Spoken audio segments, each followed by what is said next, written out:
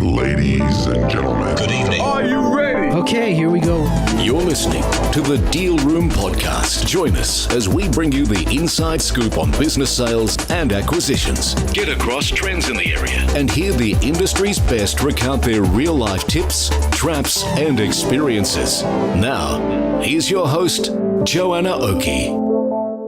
Hi, it's Joanna Oakey here and welcome back to the Deal Room Podcast. Today we have the fabulous Liz Lee with us again to talk about the area of tips and traps for earnout arrangements. Hi Liz, thanks a lot for coming back again. Hi Joe.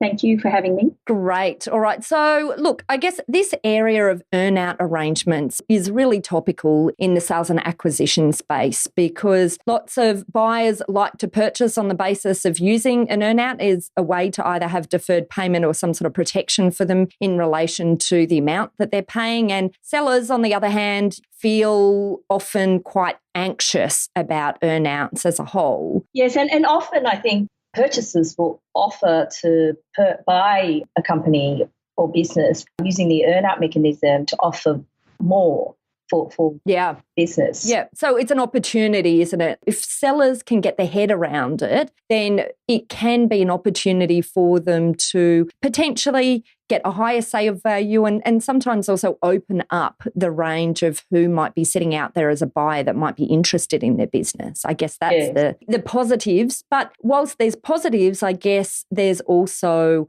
risks. So what do you see as the real risks for, I guess, sellers looking to adopt an earnout arrangement as part of the transaction fee? Yeah, so there's lots of elements that got taken into consideration for earnout arrangements. From a vendor's perspective, the seller's perspective, they need to know that there's reasonable prospects to earn the earnout because once they've sold the business, they've given control of the business to the purchaser, essentially. There may be ways to try to limit that control, but at the end of the day, once the vendor has sold, it's a risk for the vendor. Yeah. So, therefore the vendor needs to be very clear about the protection mechanisms that they want included in their sale and purchase agreement. Absolutely. That's a really good point. Okay, so let's talk about some ways that we might protect sellers in this environment in the documentation. I guess it might be useful for people to understand some of the ways that you can limit the control that a buyer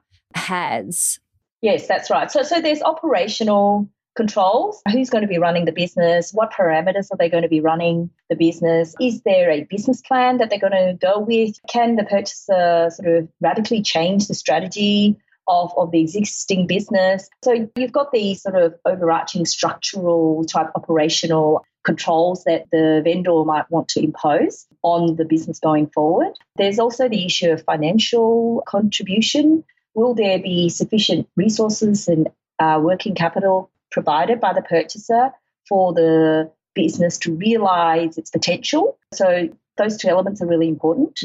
Absolutely. And also certainty as to staff who have remained with the business. You want to have protection that about this ongoing human resources that will be supporting the business too. Yeah.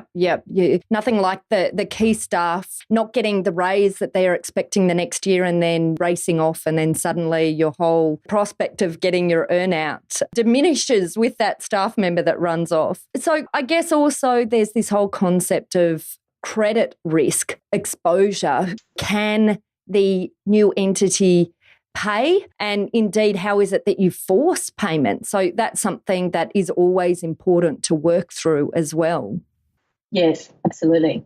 And there's ways that you can, bearing in mind that exposure, I guess you also then need to think about how far you want to go in protecting your position because there's many potential protections that you can build in place, but you just sort of have to work out whether or not you want to register on the PPSR and how far you want to take this protection. Yes. Well, there's a fine balance too between protecting the vendor and compromising or fettering the purchaser's right to to own the business and to operate it in the way that it wants to as well. It's actually a really fine balance there. Yeah, that's a good point, because part of what we've been talking about has been from the seller's perspective, but from the buyer's perspective, they're walking into this earn-out arrangement as a way that they can perhaps protect a bit of their risk in the purchase in relation to how much they've paid for the business to make sure it is adequate in relation to how much the business is earning going forwards. But of course, they themselves don't want to be completely hamstrung by the earn-out arrangements that are in place so that they can't run the business the way they think it should be run.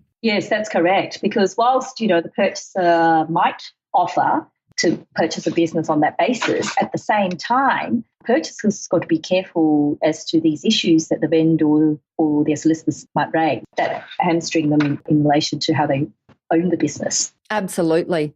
Okay, all right. And I guess the last item here that should be considered is, what about unexpected events? Because I guess this is something that has to be borne in mind by both parties, I guess, like death or some sort of TPD event. Yes. So what's the suggestions, I guess, we can give our listening audience about the sorts of things to think about there? Some of the mechanisms that are often used, the concept of there being an accelerator payment if an unexpected event happens like this. So, I mean, this is something that occurs beyond the vendor's control with death or TPD. And therefore, should the vendor really be penalised for something like this that occurs that's beyond their control? So you could work in a regime of accelerated payment to the vendor's estate.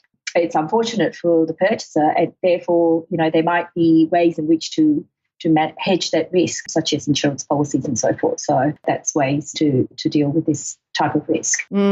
Great. Okay. All right. Well, look, I think that's a good little, very quick snapshot. Maybe in the future we'll do another episode where we really drill into some of these areas in more detail. But today was really just about giving a quick snapshot or overview for organisations that are looking to buy or sell and considering whether or not earn-out arrangements are something that they might want to consider as part of the structure of the sale price. So we just wanted to cast a bit of light so there was some fair understanding of the pros and cons of incorporating earn-out arrangements. So as a bit of a recap, we talked about earn-out arrangements and some of the risks that can relate to earn-out arrangements, but some of the ways that you can structure these earn-out arrangement clauses to protect yourself, whichever side of the fence you're sitting on. So if you would like more information about this topic, head over to our website at thedealroompodcast.com, where you'll be able to download a transcript of this podcast episode if you'd like to read it in more detail. There, you'll be able to find details of how to contact Lee, if you'd like to discuss the potential sale or purchase of a business. And we also have a great number of services that help businesses both prepare for a sale or acquisition, to help them prepare in advance and to get transaction ready. We also have a range of services to help guide businesses through the sale and acquisitions process. We work with clients both big and small and have different types of services depending on size and complexity. So don't hesitate to book an appointment if you want to find out more about how we might be able to assist you or your clients. And finally, if you enjoyed what you heard today, please pop over to iTunes and leave us a review. Thanks again for listening in to the Deal Room podcast. You've been listening to Joanna Oakey and Elizabeth Lee. See you next time. Ladies and gentlemen. That will conclude this evening's entertainment. Thanks for listening to the Deal Room podcast. To find out more about this episode and other episodes in the series, check out the show notes or head over to our website at thedealroompodcast.com.au.